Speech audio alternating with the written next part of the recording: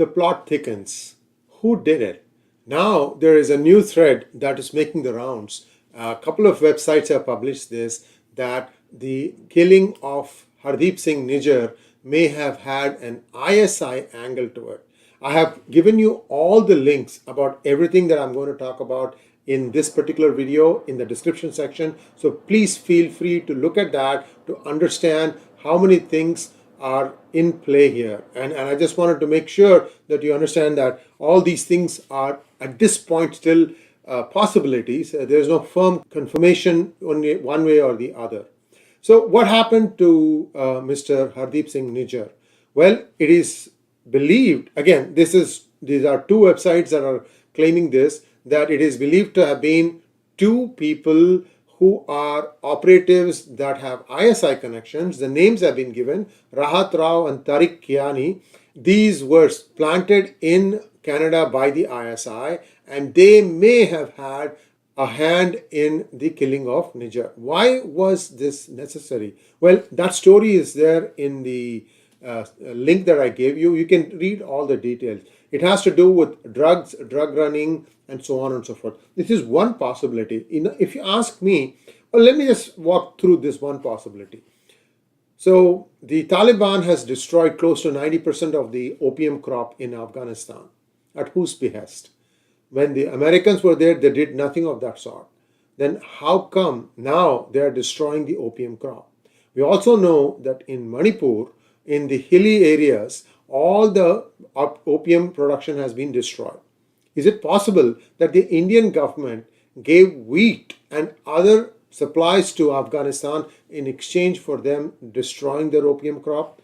Well, if that is the case, then what happens? ISI's major source of funding disappears. It is believed that the ISI had a hand in the cultivation of opium in Manipur also. They've had these links for a long time. Anywhere you see them pushing these Rohingyas, this is not because the Rohingyas want to come in. There's a different angle to this. Someday we will look into that in more detail.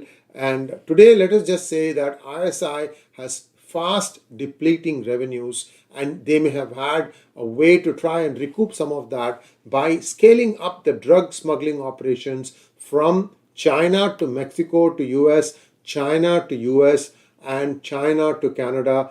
ISI has become basically henchmen in this whole grand scheme. We don't know if that is the reason why they are doing it. So two possibilities. Either way, the thing here is that there appears to have been a significant role of the ISI in this. So we don't know. At the same time, I thought I should tell you that this is a new angle. They could have also done this thing just to sow discord between Canada and India. And as far as the investigation of Nijjar's assassination after it happened, there is a whole thread, a big article in Washington Post. I'm going to give you the summary of that one in just a few minutes. Now, this is one. The second interesting part is that the son of Nijjar has told the Vancouver's son that the CSIS, that is the Canadian Security Intelligence Services, used to meet frequently with Hardeep Singh Nijjar. If they are meeting frequently, that would perhaps suggest that he was an asset of CSIS. And is this some sort of a cover-up operation that they want to protect their other assets, and therefore Canada is sort of trying to blame it on India? Well, this theory also has some credibility, because he says that they have come periodically. That means they were briefing and debriefing Nijjar. In other words, they were getting some intel from him. Otherwise, they wouldn't be coming periodically. And if that was the case, what was the intel that Nijjar was privy to? Was it because he was the head of that particular Gurudwara and people were meeting him there to exchange information? It's possible. So there is this angle also. A third angle has emerged. That first one is ISI. Second one, CSIS wants to kind of protect their other assets, and therefore they are trying to shift the focus away from what has happened and try to pin it on India. Now the third one, this is the most interesting, and this is probably going to be long-lived, because here is a card-bearing Hindu phobe who always likes to take pot shots at Hindus and Indians, is and as well as Modi, is Representative Ilhan Omar, who lives off of the crumbs thrown by the alphabet soup organizations, among others. This is just one of those things. Because she's frequently the keynote speaker in some of their events. Those things don't come cheap. So she has now jumped in and said that the allegations, blah, blah, blah, the usual stuff are of deep concern. Yes, of course. She'll talk about everything except her own case, which I'm going to come to in just one moment. Now, she says, now we have also requested a briefing on whether there are similar operations in the United States. Lady, yes, there are. I've been talking about Goldie Brar. That story has come in pgurus.com. Do read that story. I'll also put that link in the description section so you guys can read all about it. Yes, drug running is big business because there's a lot of money involved, and I've told you why the Khalistani connection ties in very nicely with that. There's gun running, drug running, and also human trafficking going on. Now, how does Ilhan Omar escape? There is now more evidence of the two-tier justice system that is being followed in the United States. A veteran insider, I'm repeating his words verbatim, that two different federal agencies have investigated Rep. Ilhan Omar for months but decided not to prosecute her for immigration fraud, despite clear and readily available evidence that she married her own brother as part of an elaborate immigration scam.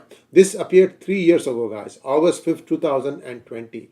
How does she escape? 4 reasons. First of all, she's a woman. Second, she's a black person. Third, she's a Muslim. And fourth, she is a leftist. This is the United States justice system for you.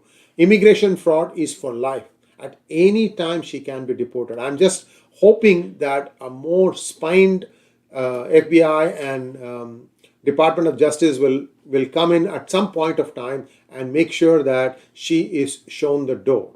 A lot of questions. This is just one of the things that people have definite proof of her involvement. So when she starts, we know that there is a toolkit that is being deployed, and unfortunately for them, this new story of the ISI link has come. So I think they'll tamp it down. Let's wait and see. I mean, they have all the media outlets. How many people are going to watch P Gurus to understand that there is this undercurrent going on? Anyway, I thought you should know that this is also another interesting story. Now, I have been saying that 329 people died. That was the one plane, AI-182. But there was another plane that was supposed to go down with another bomb that was supposed to originate from Narita to go to New Delhi. It was flight number AI-301.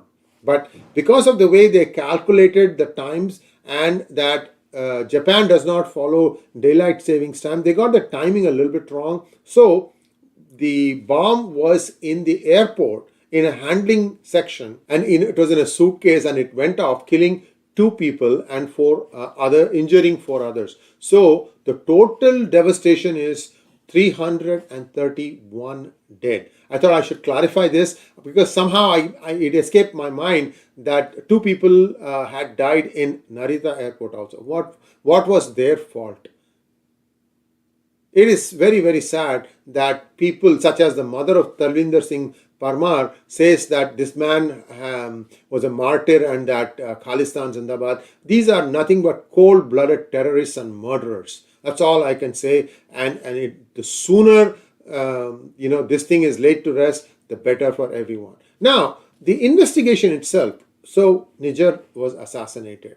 How good was the investigation by the Royal Canadian Mounted Police and the Surrey Police? Well, there is a Washington Post report, and surprisingly, they talk about a completely botched investigation. What happened? First of all, the first police response was 20 minutes after the shooting. Surprising, given the area was heavily patrolled. By the way, the place where Nijjar lived in Surrey also had many people from the ISI living there, from Major General all the way down to constables. So this place was infested with ex-Pakistanis also, ex-Pakistani, ex-ISI people also.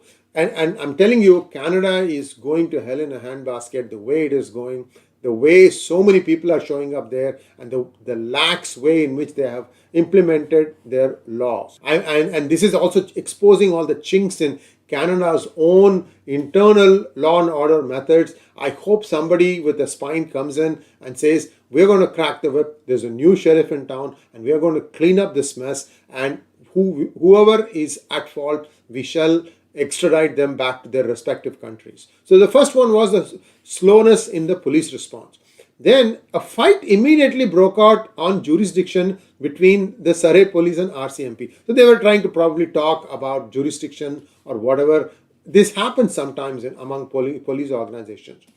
The interesting thing is, it's now 4 months and the police have still not visited local residents and shopkeepers to request interviews or secure security footage. There were 2 cars involved, a white sedan and a silver sedan.